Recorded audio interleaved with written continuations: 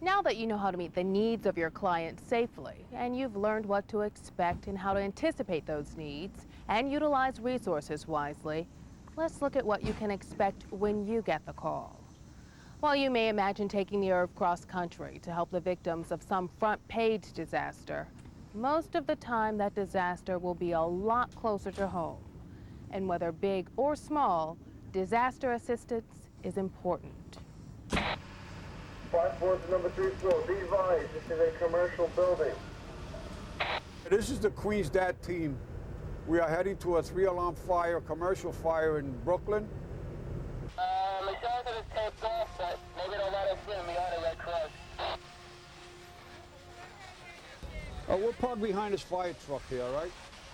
The closer we get, the better. We respond to all types of jobs, meaning fires, floods, building collapses.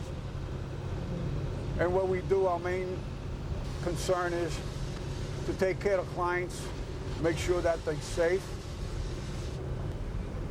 We'll be on duty from 6 o'clock in the afternoon till 5, 6 o'clock the next day. That will be a typical night for us. Part of the disaster action team here is to help assist the firefighters in making sure that they'll become dehydrated. So we serve them water and lemonade. The most important thing that we can do here, however, is make sure that the building behind me does not have residents in it. And if it did have residents in it, we would assist the people who are living here in making sure that they had a place to stay and that they had a meal and they had a roof over their head. That is our main focus as a disaster action team member. Whether it's responding to fires, to hazardous material accidents, or assisting municipal emergency services, ERVs are most frequently deployed locally. And ERVs participate in drills and appear in local public events. In this way, ERVs promote the Red Cross. In the public eye, they have come to represent the American Red Cross, keeping the promise, we'll be there. These days, the media seems to move faster than ever. No sooner does something happen than the TV cameras are there covering it. There before almost anyone else. Almost.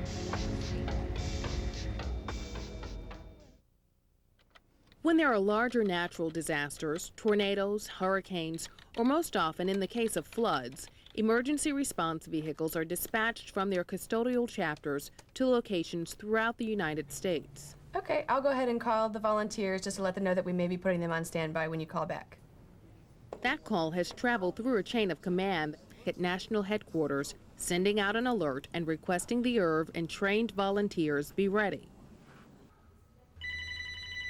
There are 3 stages of deployment for an ERV as a disaster is approaching.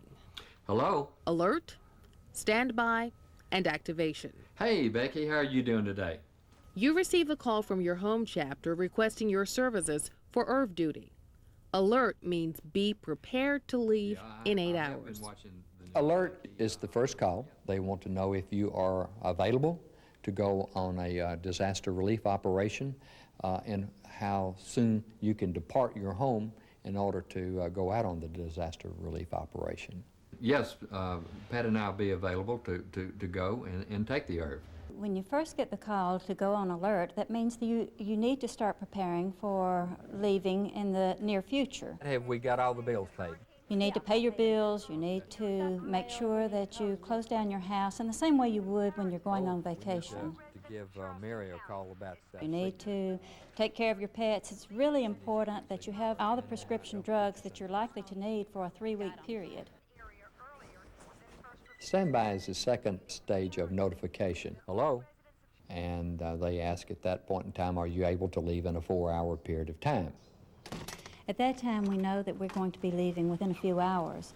We will report to our chapter to do some paperwork and to get a travel voucher to cover the expenses that we will incur. There are some papers to be filled out. Also, we will pick up our assignment folder. It will give the disaster relief number on it and to whom we will be reporting to at what location. Activation means go. You'll need to prep and thoroughly inspect the ERV before leaving. Inside tire is 79. That's okay.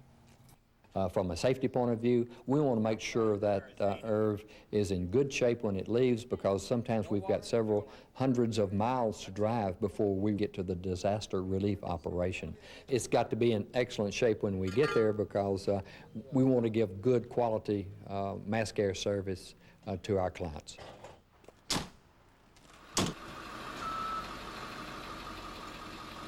Okay, seatbelt. We're rolling.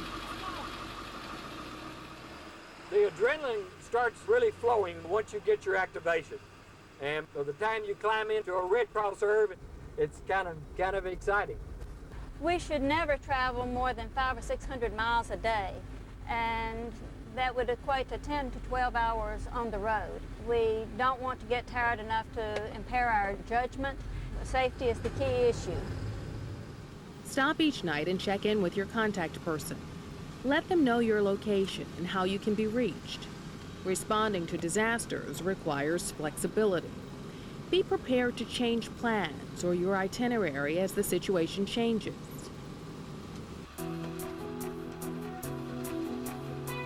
When you get to the disaster relief operation, check into headquarters. Left turn signal. Your vehicle needs to be checked into the operation as well and inspected by logistics. Right turn signal. Necessary repairs will be made, which ensures the vehicle is safe to operate for you and your clients. Things change very quickly on a disaster.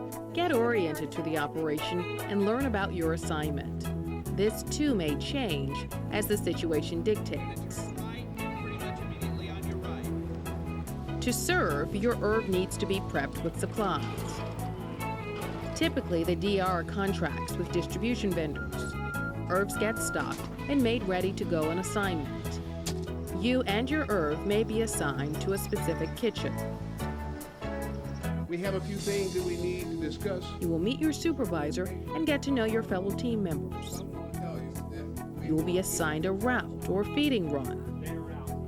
You will then be working out in the field, but you will always have your supervisor and your team members to support you. When you're on your first few disasters, you're really not sure what's going on, and most of the time you'll have a more experienced crew that's been out on a number of disasters adopt you and take you under their wing and show you the way to do things. Sanitizing for our hands before we serve, we have to use this. When we first started, we made every mistake in the book. We did everything the hard way. And there'll always be an experienced crew somewhere that are more than willing to help you and teach you a lot of shortcuts. The camaraderie amongst ERV crews is one of the greatest things. You make some fantastic friends, and you're able to help the newcomers.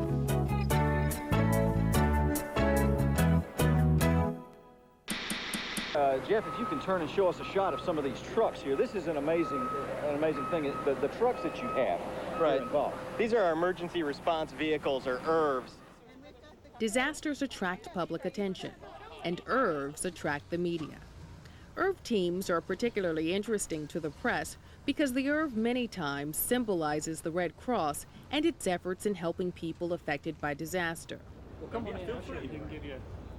The media helps us get the story out about the services the Red Cross provides, about the need for more volunteers, and for financial support and contributions. So we can load up and go out and feed anywhere from 100 to hundreds of people in a day's time. Really? As far as the media is concerned, anyone from the Red Cross is a spokesperson. With a big Red Cross logo on the ERV and the spotlight on you, the information you deliver and the impression you make will influence how the public perceives the Red Cross. This particular unit right here is the mainstay of the Red Cross. In your answers, be courteous, be clear, stick to what you've seen and done. When the ERV first comes into an area, the media is going to be attracted to it, and they're going to ask you a lot of questions, and you are the spokesperson for the American Red Cross. Once you're on a disaster site, you would provide the most basic information to the press, such as the number of clients that have been served or have been affected by the disaster. Best rule of thumb is, if you don't know the answer, refer it to your public relations officer. And lastly, wear Red Cross ID. People watching it will see it, know who we are, and whom to support. Good job. Thank you. It's time to go home. Sometimes you've completed your assignment, but the operation continues. Therefore, you may go home while the ERV stays on. If the operation is over, you may take the ERV home, or you may be asked to take another ERV back. Understand it's important to remain flexible. Don't drive off without out-processing yourself and the vehicle. Report to logistics for final inspection.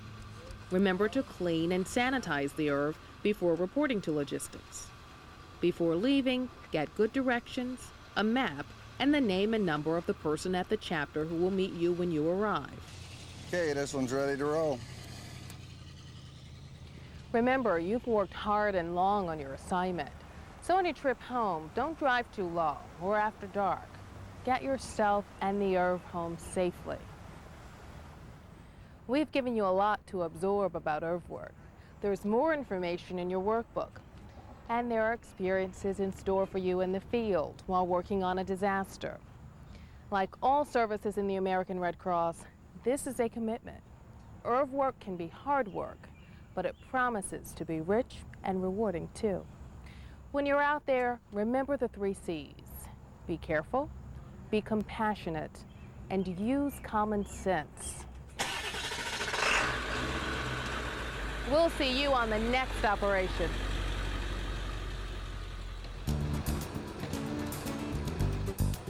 Sorry we ain't got time to pose, but we gotta move it out.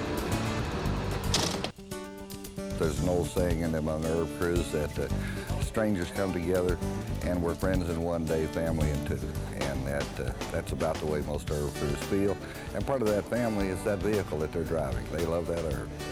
It's something that kind of grows on you. It gets to be a habit. I can't tell you why. Until you can go out in one of those areas and look in the eyes of those people that need us, then you can answer that question for yourself. Mass care and working out of the ERV window is one of the most rewarding jobs you can have. To me, the reward is the gratitude in their eyes when they come to the windows or when they hug us as we come out of the back of the ERV. They want somebody to help them, and that's what we do. It's very rewarding. It really is. It's just heart-touching and heartbreaking to see people in the need like this, but there's a lot of love spread throughout this tragedy. I've seen a lot of love these 2 days I've been working. I have 2 grandchildren that ride the bus past the Red Cross, and they're always saying, my grandma drives that truck. And it embarrasses their mother because everyone on the bus turns around to see what truck their grandma drives. My expectations are beyond anything I would have ever imagined. If ever I felt like a worthwhile human being, it's being with the Red Cross and driving the ERV.